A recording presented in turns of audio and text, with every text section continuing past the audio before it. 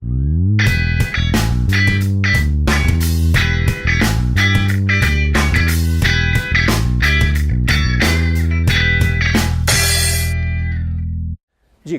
As duas subsequências poderiam se cancelar? Não. Porque são os números que estão indo para a infinidade. Pensa em todos os termos aqui do seno de n. São números inteiros que alguns caem aqui, outros caem aqui. E eu não estou somando, não estou fazendo nenhuma operação aritmética com eles. Eu só estou calculando o valor do seno. Se eu estivesse fazendo uma soma, se eu já tivesse chegado na série, poderia. A discussão faria mais sentido.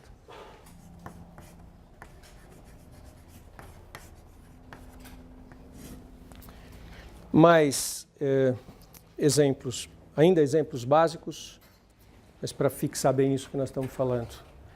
Vou dar alguns exemplos que você pode querer ou não usar essa coisa de funções, dependendo de quanto você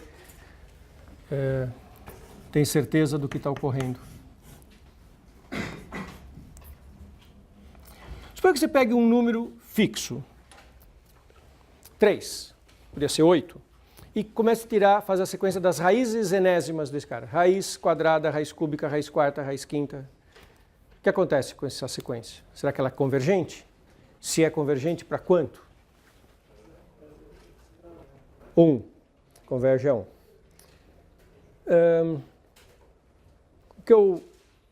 É muito importante a redação das ideias matemáticas, né? Isso é uma das coisas que a gente tem que sempre que aprender a como expressar as ideias, né? Não é só em matemática, em qualquer área da ciência, é importante escrever com bastante cuidado aquilo que a gente está tentando explicar. Uma coisa que a gente usa muito, entre aspas, um truque muito usado, é tomar exponencial e tomar logaritmo. Que parece meio estranho, né? Você toma exponencial e logaritmo, você está fazendo operação e operação inversa, você está cancelando. Então, o AN é exponencial do logaritmo de AN. Sim, claro, logaritmo exponencial, um cancela o outro. Então, por que fazer, se um cancela o outro? Porque o logaritmo, ele simplifica a potência. Então, isso aqui é a mesma coisa que falar exponencial de logaritmo da raiz enésima de 3.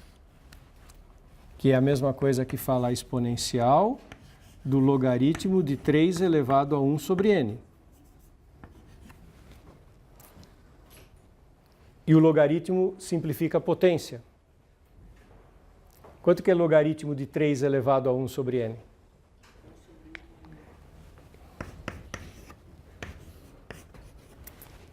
E agora eu sei calcular.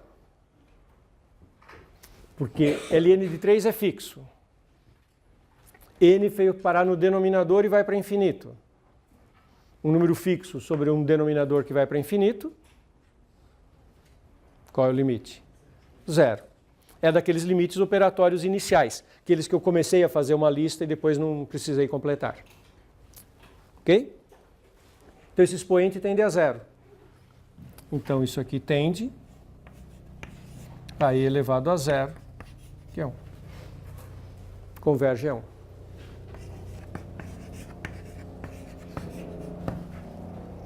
Essa passagem, que se o expoente está indo a 0, então é e elevado a 0, eu fiz rapidamente.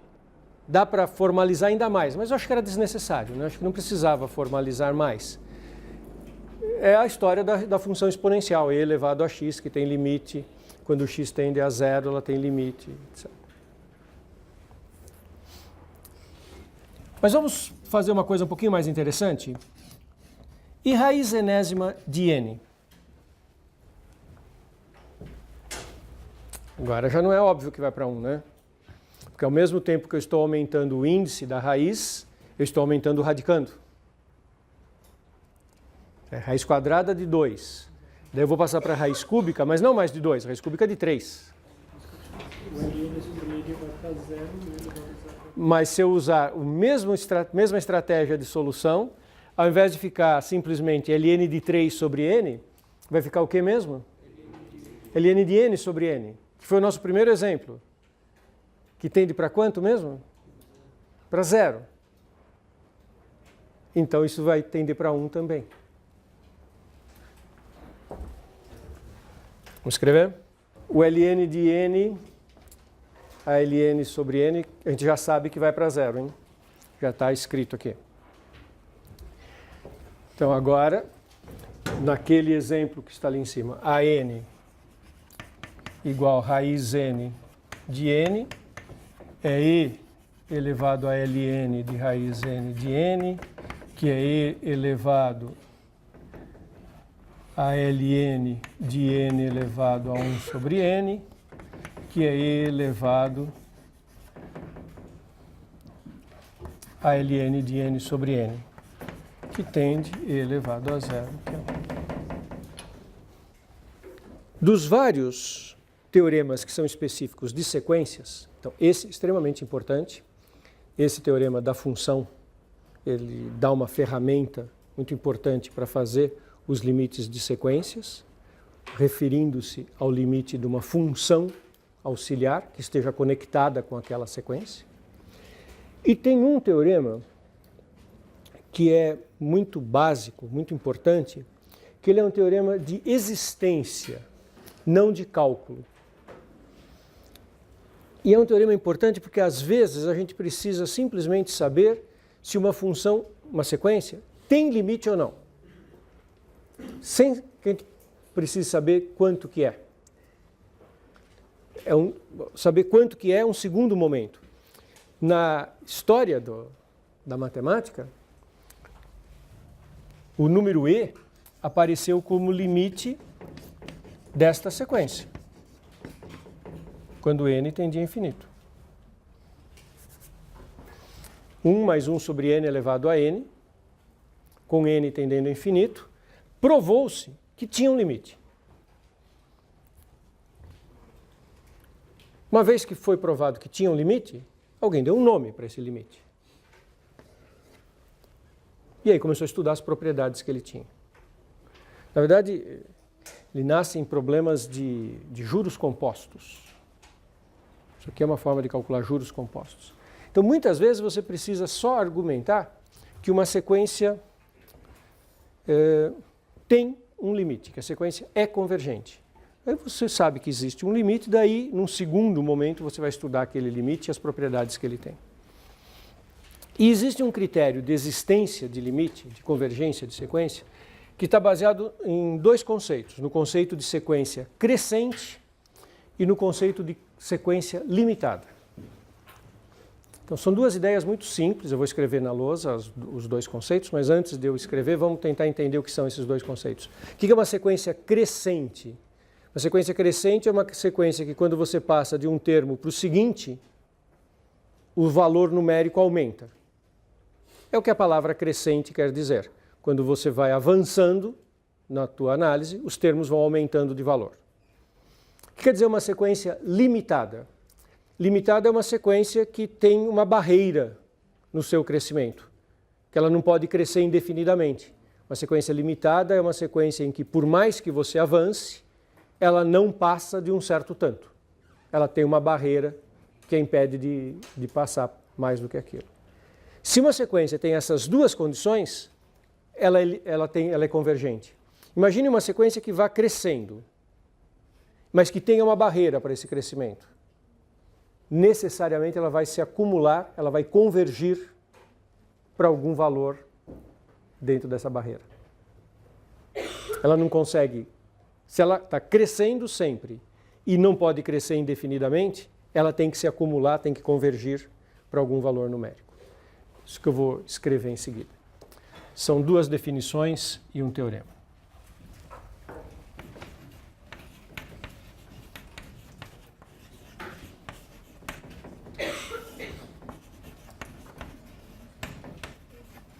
Sequência crescente, C e só C. Cada termo é maior ou igual do que o anterior. O AN mais 1 é sempre maior ou igual do que o AN. Isso que é crescente, quer dizer, quando você vai de um termo para o seguinte, o valor numérico fica maior. Ok? Natural essa definição. Claro que existe uma definição de decrescente. É só trocar o AN mais 1 maior que a N por menor. Outra definição. A sequência AN é limitada superiormente se, e só se, existe um M pertencente a R, tal que todos os AN são menores ou iguais do que aquele M, por N maior ou igual a zero, para ficar coerente com o anterior. E o que é uma sequência limitada superiormente? Se existe uma barreira. A barreira é o tal do M ali. O M é um número que necessariamente é maior que todos os termos da minha sequência. A minha sequência nunca fica maior do que esta barreira M. Então ela é limitada superiormente. E o teorema que vem em seguida diz que se uma sequência tem as duas coisas, ela é convergente.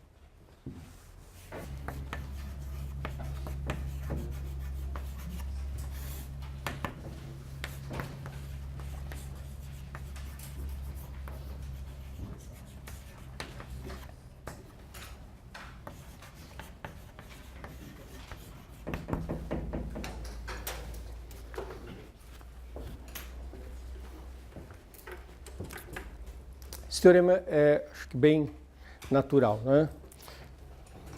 Imagine a reta real. Imagine a tua sequência AN, que começa em algum lugar. E ela é crescente. Quer dizer, cada termo é maior ou igual do que o anterior. Então ela necessariamente tem que avançar para a direita, na reta real orientada, cada termo tem que estar à direita do anterior porque ela é crescente. Cada termo é maior do que o anterior. Mas ao mesmo tempo ela tem uma barreira que a impede de crescer indefinidamente. Existe um M a partir do qual ela não pode passar.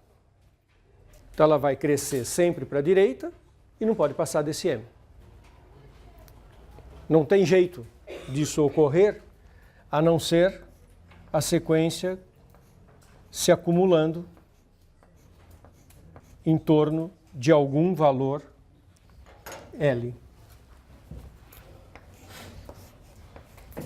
Observe, quando eu disse que ela era crescente, eu disse que tinha uma barreira, mas eu não sei se ela vai se acumular nessa barreira ou se vai se acumular antes.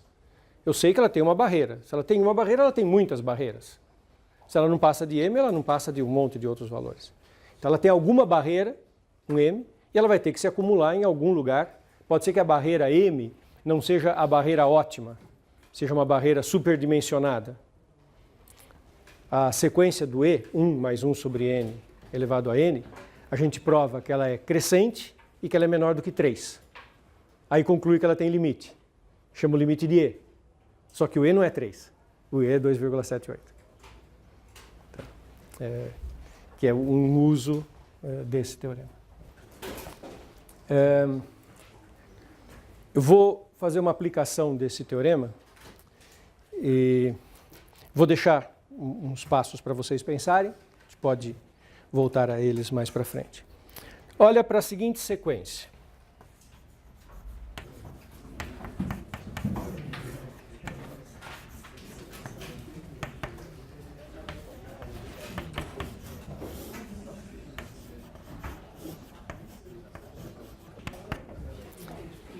Olhem para essa sequência.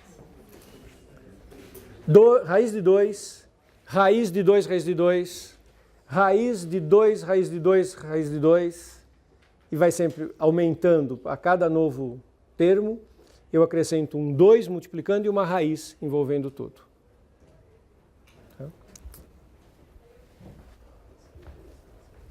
Tá ok? Então, vou fazer o seguinte. Primeiro, passo 1 é crescente. Daqui a pouco eu explico por que ela é crescente. Passo 2 é limitada superiormente.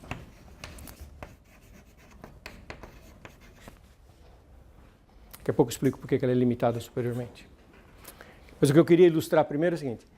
Se eu conseguir provar que ela é crescente, que ela é limitada superiormente, qual que é a conclusão que esse teorema do qual eu acabei de falar me garante? Que ela é convergente. Então a conclusão é que a n é convergente. Esses teoremas de existência às vezes parecem muito fracos, porque, tá bom, ela converge, mas eu não sei para quanto. O interessante é que a gente consegue descobrir para quanto. Você primeiro precisa saber que existe.